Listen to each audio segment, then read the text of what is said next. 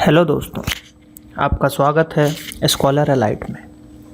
जो लोग ये वीडियो पहली बार देख रहे हैं उनसे रिक्वेस्ट है कि आप हमारे चैनल को सबसे पहले तो सब्सक्राइब कर लें, फिर वीडियोस को देखिए, उसको लाइक कीजिए, उस पर कमेंट कीजिए और अपने दोस्तों के साथ उसको ज़रूर बांटिए। क्योंकि ये जो फ्री एजुकेशन के लिए मैंने चैनल ओपन किया है, जिससे कि जो लोग फाइनेंशियली पुअर हैं वो लोग फ्री में वीडियोस का लाभ ले सकें, स्टडी कर सकें, ठीक है, अपनी स्टडी को जारी रख सकें, कोचिंग में ज़्यादा बड़ी फ़ीस ना देनी पड़े, उनके लिए मैंने ये चैनल स्टार्ट किया है। बाकी सभी लोग लाभ ले सकते हैं क्योंकि ये फ्री है, टोटली फ्री है। ठीक है, चलिए, तो आज का जो टॉपिक है हमारा, आज हम बात करेंगे विश्व का भूगोल, जिसकी सीरीज़ मैंने चालू की थी तो उसको जल्द ही कंप्लीट करूंगा। तो ये पार्ट 5 है, एक पार्ट और आएगा पार्ट 6, जिसमें हम दक्षिण अमेरिका की बात करेंगे, तो लगभग विश्व का भूगोल आपका कवर हो जाएगा। ठीक है, तो आज पार्ट 5 में हम बात करेंगे उत्तरी अमेरिका की। किसकी बात करेंगे? उत्तरी अमेरिका की। वर्ल्ड जियोग्राफी के अंतर्गत पार्ट 5 उत्तरी अमेरिका। तो चलिए स्टार्ट करते हैं हम पार्ट 5। इसमें कुछ IMP पॉइंट देखेंगे जो सिर्फ एग्ज़ाम में आते हैं, उन्हीं पॉइंट को डिस्कस करेंगे। हमको कोई उत्तरी अमेरिका का PSC नहीं देना है, हम उतना डीप में ज़्यादा नहीं देखेंगे, लेकिन फिर भी जितना हो सकेगा मैं उतना ज़्यादा आपको बताऊंगा। ठीक है, चलिए, तो महाद्वीप के अंतर्गत हम बात करते हैं उत्तरी अमेरिका। आप देख सकते हैं उत्तरी अमेरिका का शेप कुछ इस टाइप का है, तो ये हो जाएगा आपका उत्तरी अमेरिका। अब उत्तरी अमेरिका की बात करते हैं तो यह विश्व का तीसरा सबसे बड़ा महाद्वीप है। यह विश्व का तीसरा सबसे बड़ा महाद्वीप है। क्षेत्रफल की बात करें तो 24.70 मिलियन वर्ग किलोमीटर है। ठीक है, यह तीसरा, थर्ड नंबर का है। बात करते हैं तो इसके उत्तर में मतलब उत्तर में है आर्कटिक महासागर, पूर्व में उत्तरी अंध महासागर, दक्षिण पूर्व में कैरेबियन सागर और पश्चिम में उत्तरी प्रशांत सागर से घिरा हुआ है। तो ये आगे जो स्लाइड में मैप रीडिंग में मैं आपको पूरा बताऊंगा कि ये कैसे कहाँ पे घिरा हुआ है। बात करते हैं उत्तरी अमेरिका की, तो उत्तरी अमेरिका की खोज जो है कोलंबस, ठीक है, कोलंबस ने 1492 में की थी, तथा कोलंबस ने इसे पूर्वी इंडीज़ कहा था। क्या कहा था? पूर्वी इंडीज़ कहा था, यानी कि ईस्ट इंडीज़ कहा था इसको।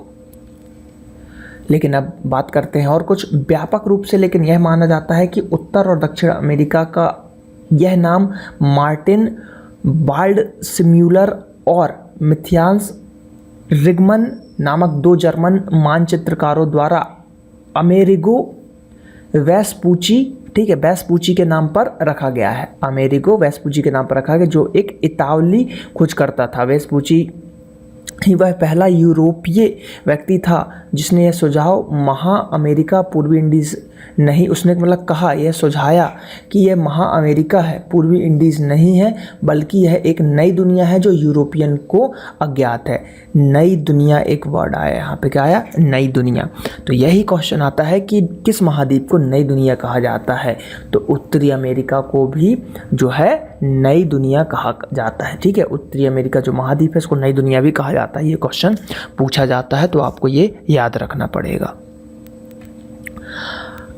अमेरिका को नई दुनिया कहा जाता है, मैंने बता दिया, ये पॉइंट इंपॉर्टेंट है। उत्तरी अमेरिका की बात करते हैं तो उत्तरी अमेरिका महादेश में रेड इंडियन तथा नीग्रो प्रमुख जनजाति निवास करते हैं। तो क्वेश्चन पूछा जाता है रेड इंडियन जनजाति कहाँ की है? तो उत्तरी अमेरिका की है। और नीग्रो भी कहाँ की है? तो उत्तरी ही अमेरिका की जनजाति है। तो रेड इंडियन और नीग्रो उत्तरी अमेरिका की जनजाति हो जाएगी आपकी। चलिए, अब यहाँ पे मैं आपको बताता हूँ कि कुछ चीज़ें क्या क्या कहाँ पे है। तो जैसे कि बात करते हैं तो यहाँ पे है आपका, ये देख सकते हैं आप, ये है बेरिंग सागर। यहाँ पे एक मिलेगा आपको बेरिंग जल संधि भी यहाँ पे मिलेगा, अभी मैं आपको बताता हूँ। तो ये बेरिंग सागर हो गया, और उधर हो गया चुकची सागर। क्या हो गया? चुकची सागर। और ये जो अभी पॉइंट आया, यानी कि ये, तो ये है आपकी बेरिंग जल संधि। कहाँ हो गई? ये है बेरिंग जल संधि। तो क्वेश्चन पूछा जाता है बेरिंग जल संधि किन किन के बीचों में है? तो बेरिंग सागर और चुचकी सागर, इन दोनों को जो है जोड़ती है बेरिंग जल संधि। ठीक है, चलिए, यहाँ पे देख सकते हैं बिफोर्ट सी, देख सकते हैं आप, ये वाला। उसके बाद ये अलास्का की खाड़ी हो गई। यहाँ पे क्या हो गई? अलास्का की खाड़ी हो गई, गल्फ ऑफ अलास्का। उसके बाद इधर देख सकते हैं आप बाफिन की खाड़ी। यहाँ पे आप क्या देख सकते हैं? बाफिन की खाड़ी। उसके बाद ये वाला हिस्सा जो है हडसन की खाड़ी हो गई। क्या हो गया? हडसन। मैप रीडिंग में आपको याद रहेगा, अचानक से एकदम से मैप दिखा दिया जाए तो आप बता सकते हो कि भाई ये है हडसन की खाड़ी, यहाँ पे आपको मिल जाएगी बेरिंग जल संधि, बेरिंग सागर है, ये गल्फ ऑफ अलास्का है। इस टाइप से कई चीज़ें आप बता पाओगे। ठीक है, जैसे कि हडसन की खाड़ी। और ये जो आपको एरिया दिख रहा है ना यहाँ पे, तो यहाँ पे ये दिख रहे हैं, ये ही है आपकी सुपीरियर झील। सुपीरियर झील, तो ये जो है ना, ये वाली है सुपीरियर झील। ये भी एक झील है, ये भी झील है, ये भी झील है।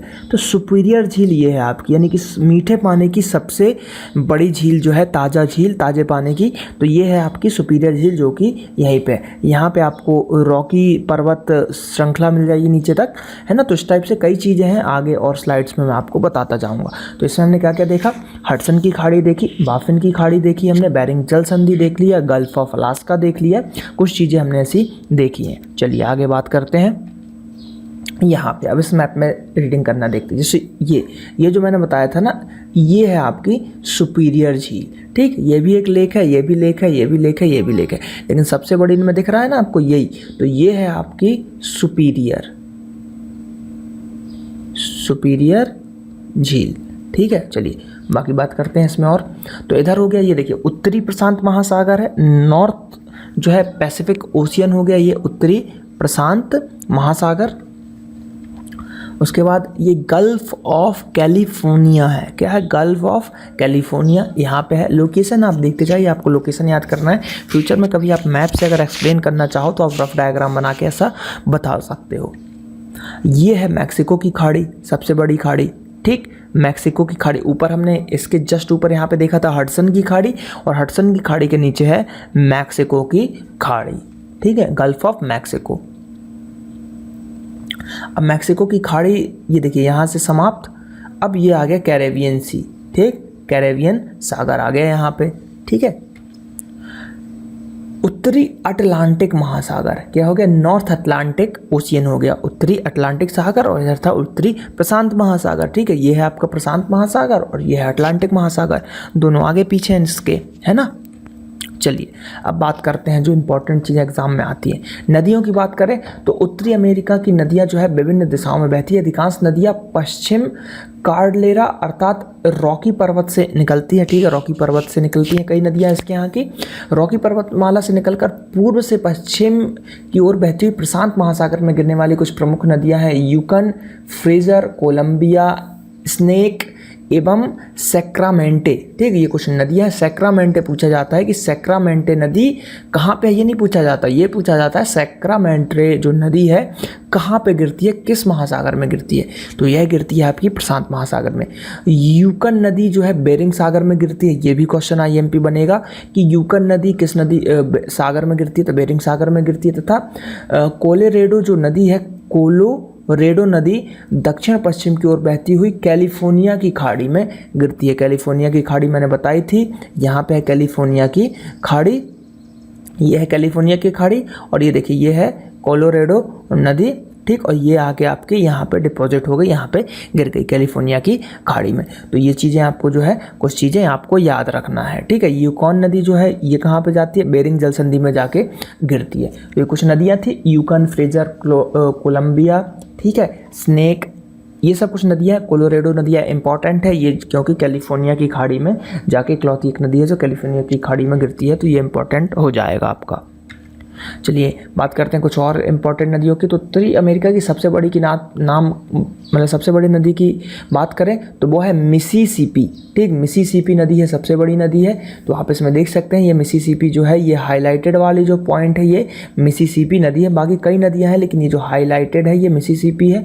ठीक है, अब ये लिखा हुआ है, इसमें क्या लिखा हुआ है कि जो मिसिसिपी जो नदी है ना, उसके अंतर्गत जो है मिसौरी, ये आप देख सकते हैं मिसौरी, उसकी एक सहायक नदी बोल सकते हो। ठीक है, उसके 2 लॉन्गेस्ट मेन स्ट्रीम है। ठीक है, 2 सबसे लंबी हैं, एक तो सबसे बड़ा ये हो गया और दूसरा आपका ये है।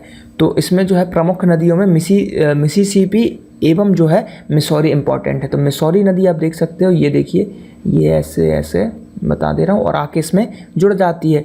और ये वाली नदी जो है ये आपकी मिसिसिपी नदी है जो कि सबसे बड़ी है। और ये कहाँ जाती है, गल्फ ऑफ मैक्सिको में। ठीक, कहाँ जा रही है? गल्फ ऑफ मैक्सिको जो है मैक्सिको में। तो ये आपको याद रखना है। सबसे बड़ी कौन सी हो गई? मिसिसिपी। बस ये याद रखना है कि सबसे बड़ी उत्तरी अमेरिका की कौन सी है? मिसिसिपी। चलिए बात करते हैं हम सेंट लॉरेंस नदी की कुछ इंपॉर्टेंट। तो अमेरिका की सेंट लॉरेंस नदी झीलों से मिलकर विश्व का सबसे लंबा आंतरिक जल मार्ग बनाती है। देखिए यहाँ पे ये सुपीरियर झील हो गई, ये कई सारी झील हैं। तो ये जो है नदी ना झीलों से मिलती हुई जो है आंतरिक जल प्रवाह जो है सबसे लंबा बनाती है। देखिए सुपीरियर झील हो गया, है ना, तो ये आयर झील हो गई, है ना। जितनी सारी ये झीलें हैं सब झीलों से मिलते हुए यहाँ पे मिल गई, ऐसे ऐसे मिलते हुए सबसे अंदर का सबसे बड़ा, है ना, आंतरिक जलमार्ग। आंतरिक जलमार्ग का मतलब क्या होता है? ऊपर से नहीं बहते, अंदर ही अंदर बहते रहते हैं।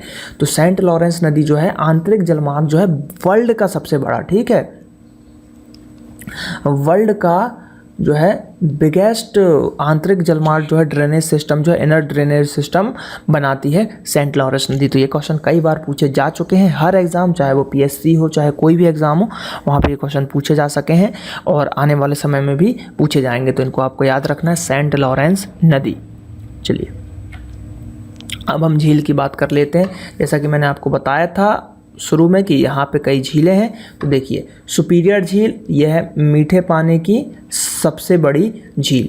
तो ये है आपकी फर्स्ट नंबर की सुपीरियर झील, ठीक है। ये देखिए विश्व की सबसे बड़ी ताजे पानी की झील है लेक सुपीरियर या सुपीरियर झील। उसके बाद ये भी एक लेक है, उसके बाद हॉर्न लेक है, फिर आयर झील है, ठीक है, ठीक। तो ये कई सारी, कितनी झील होंगे? 1 2 3 4 मतलब 5 झील होंगी। तो सबसे इम्पॉर्टेंट है आपकी सुपीरियर झील और आयर झील। आयर झील भी इम्पॉर्टेंट है, आगे मैं बताऊंगा आयर झील क्यों इम्पॉर्टेंट है। चलिए अब बात करते हैं हम नियाग्रा जलप्रपात की। देखिए आयर झील मैंने बताया था ना, तो आयर झील जो है, ठीक है, इरी झील भी बोला जाता है, आप आयर झील भी पढ़ सकते हो, ठीक है।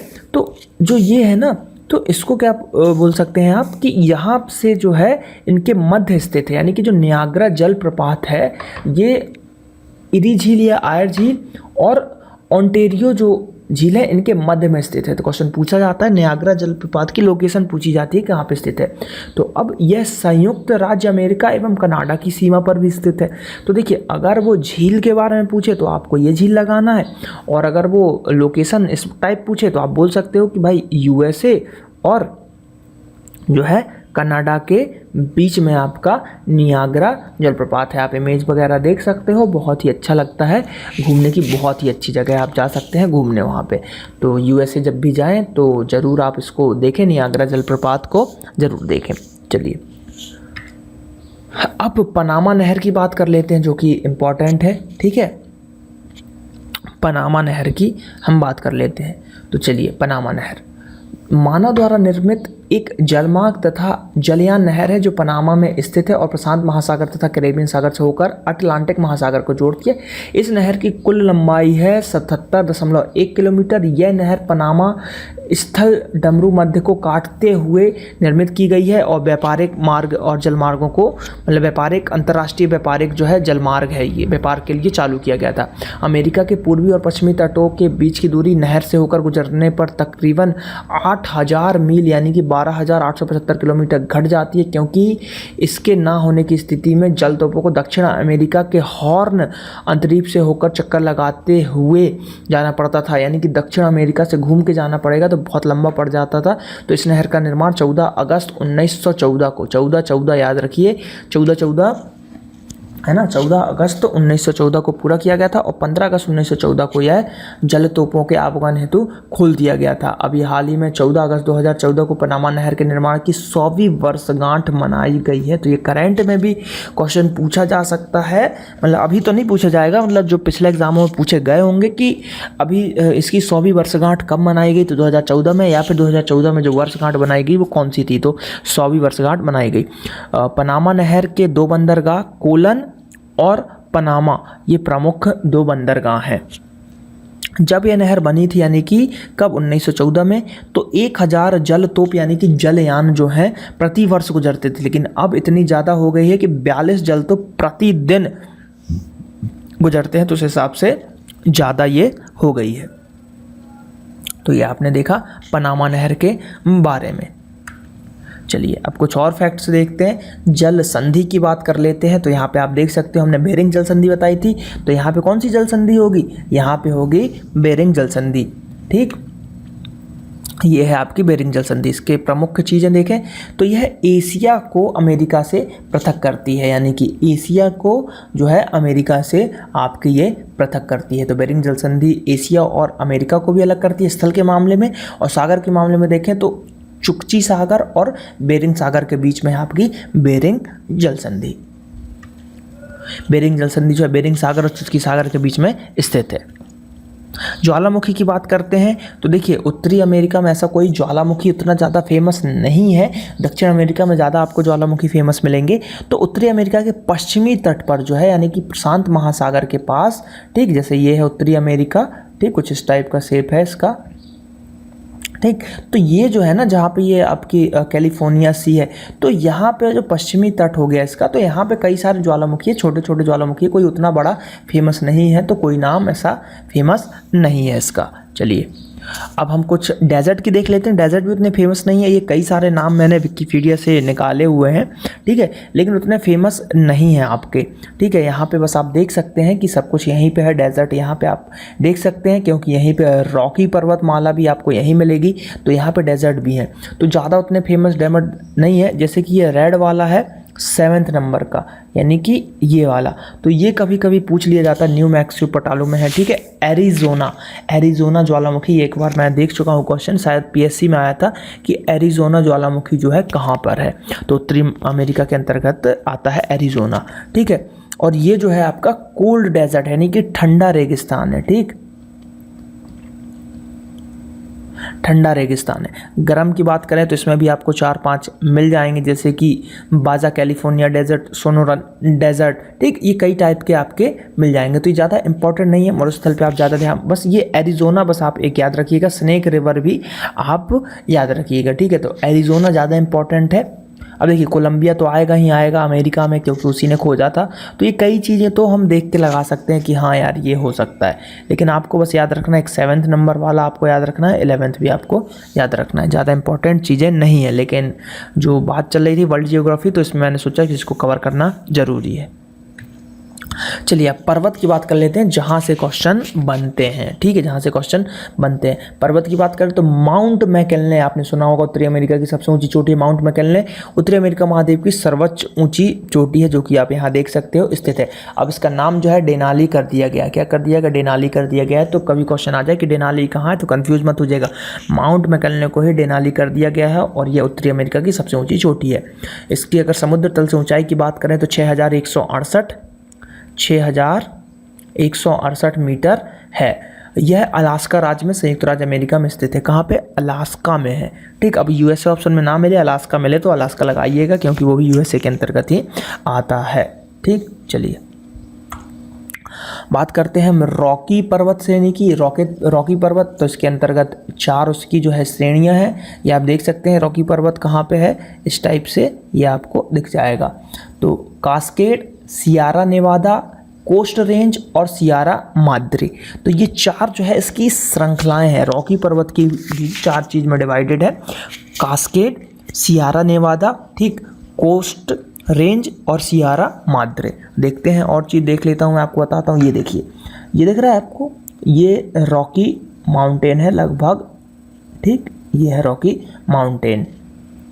अब इसकी हमने जो है कई रेंज देखी, जैसे ये देख सकते हैं आप, कोस्ट माउंटेन, ये है कोस्ट माउंटेन, ये है कोस्ट रेंज। तो ये भी जो है ना रॉकी की ही, आप क्या बोल सकते हो, रॉकी की ही जो पार्ट है, रॉकी पर्वत। ये आपने डेनाली आपने देखा, या माउंट मैकिन्ले जिसका नाम डेनाली हो गया है, गल्फ ऑफ अलास्का के पास, यानी कि अलास्का के अंतर्गत ये आ जाता है, ठीक। तो इस मैप में भी आप बहुत सारी चीज़ें देख पा रहे हो, लगभग सभी चीज़ें इसमें लिखी हुई हैं। जैसे ये गल्फ ऑफ मैक्सिको है, ये नदी हो गई मिसिसिपी सबसे बड़ी नदी, ठीक है, ग्रेट लेक्स हो गया, हडसन की खाड़ी हो गई। तो इस टाइप से इसमें कई चीज़ें आप देख सकते हो। ये ग्रेट प्लेन्स हो गए, है ना। तो आपको रॉकी पर्वत आपको ये दिख रहा होगा, रॉकी माउंटेन, इसलिए मैंने ये इमेज लगाया था। यहाँ पर दिख रहा है, लेकिन लोकेशन उतनी क्लियर नहीं हो रही, इसलिए इस वाले मैप में आपको लोकेशन जो है ज़्यादा अच्छे से क्लियर हो पाएगी, ठीक है। चलिए बात करते हैं हम आगे। इसमें बस क्वेश्चन ये पूछा जाता है रॉकी पर्वत कहाँ पे है,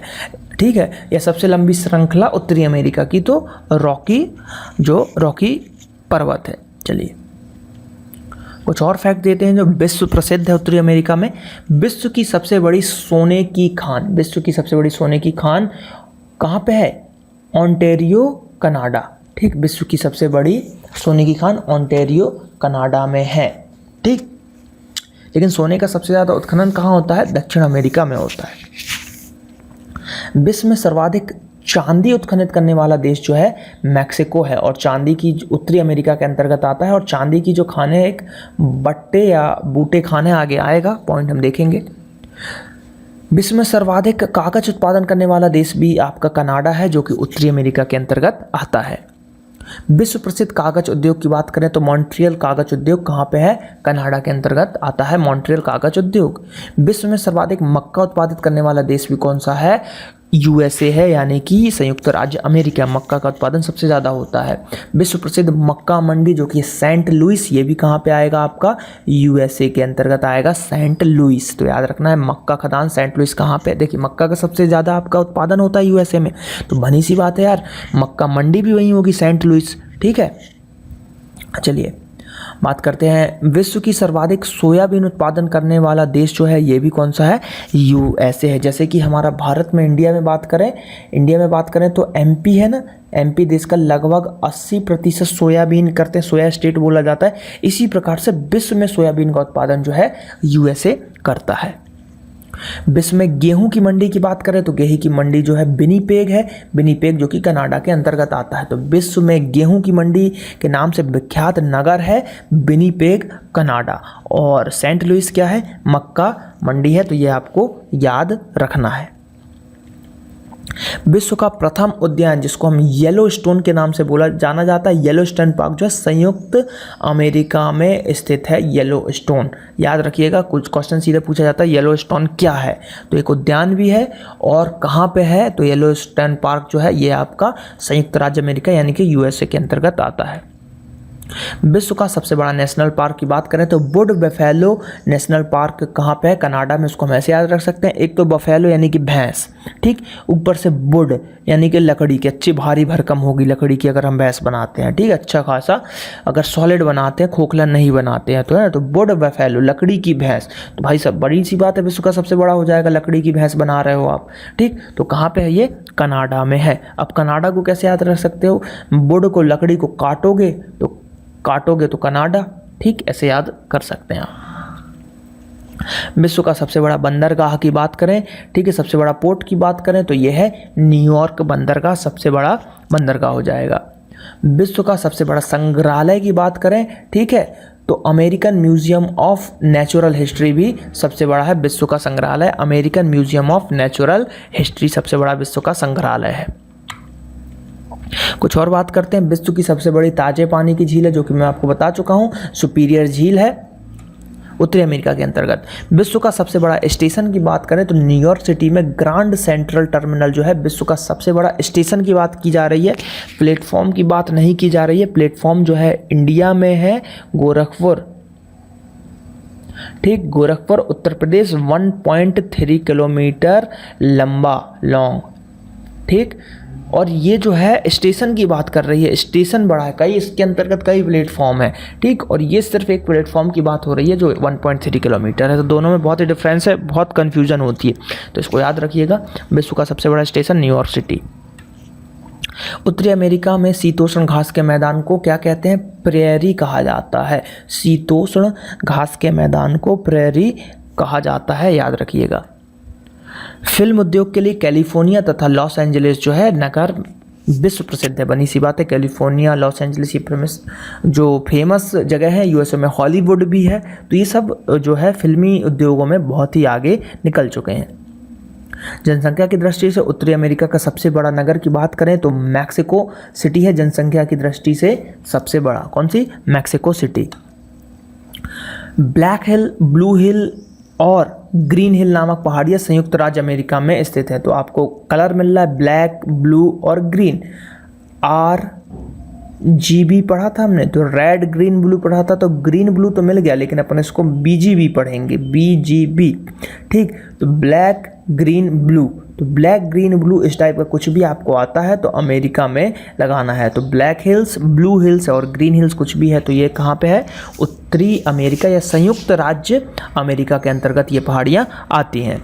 बात करते हैं संयुक्त राज्य अमेरिका का। डेट्रॉइट प्रमुख कार उद्योगों के लिए है, यानी कि ऑटोमोबाइल से रिलेटेड है। इसी का दर्जा सबको दिया जाता है, जैसे कि बोला जाता है MP का डेट्रॉइट बता दीजिए, ठीक है, पीथमपुर धार के पास है जो, इस टाइप से जो है डेट्रॉइट जो है ऑटोमोबाइल से रिलेटेड होता है, कार उद्योग से रिलेटेड है, इसलिए ये फेमस है। अब इसमें आप देख सकते हैं, मैं क्लियर कर देता हूँ, 1 मिनट। ठीक, अब आप देख सकते हैं यहाँ पे ये है एक रेड कलर का दिख रहा है गल्फ स्ट्रीम, और ये दिख रहा है जो ब्लू है लैब्राडोर। ठीक, तो अब आप देख सकते हैं ये रेड देख रहे हैं आप, और ये देख रहे होंगे आप लैब्राडोर। अब देखिए इसकी जो कहानी क्या है मैं बताता हूँ। संयुक्त राज्य अमेरिका के पूर्वी तट पर लैब्राडोर ठंडी जलधारा और गल्फ स्ट्रीम गर्म जलधारा बहती है। अब देखिए ये देख रहे हैं आप, ये आ रही है गर्म ठंडी, ये आप देखिए लैब्राडोर को कैसे याद कर सकते हैं, इसकी मैंने ट्रिक भी बताई हुई है। आप ट्रिक में जो स्ट्रीम की ट्रिक देख सकते हैं, उसमें मैंने ठंडी और गर्म जलधारा को याद रखने की ट्रिक बताई है, तो इस ट्रिक वीडियो को भी देख लीजिए, मेरे वीडियोस में जाके सर्च मारिएगा कि जो स्ट्रीम्स को याद करने की ट्रिक है, ट्रिक टू रिमेंबर स्ट्रीम्स, तो इस टाइप से आपको मिल जाएगा।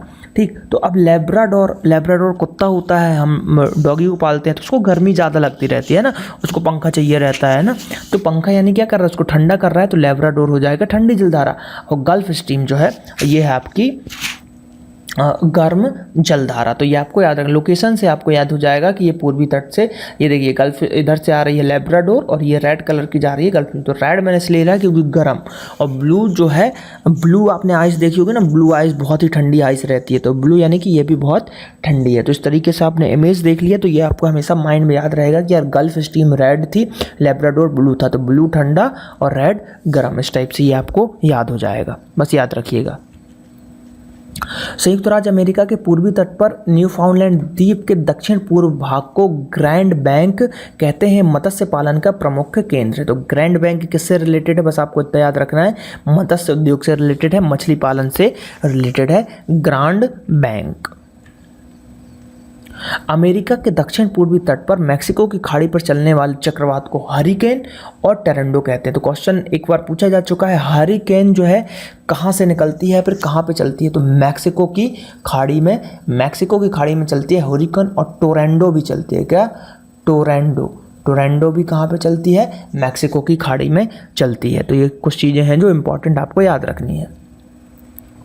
तो यहाँ पे जो है उत्तरी अमेरिका समाप्त हुआ, और जल्द ही अब मैं जो है अगला पार्ट जो रहेगा इसका, यानी कि दक्षिण अमेरिका रहेगा पार्ट 6 भूगोल का, ये लास्ट पार्ट रहेगा लगभग। और भी कुछ चीज़ें होंगी जब इम्पॉर्टेंट रहेंगी, टॉपिक कवर होंगे तो मैं कवर करवाऊँगा, लेकिन लगभग विश्व का भूगोल ये आपका इसमें कवर हो जाएगा। ठीक है, तो अब आप लोगों को काम है कि ज़्यादा से ज़्यादा हमारे चैनल को सब्सक्राइब कीजिए। ये हमारा फेसबुक पेज है www.facebook.com/scholarelite, इसको भी आप लाइक कीजिए।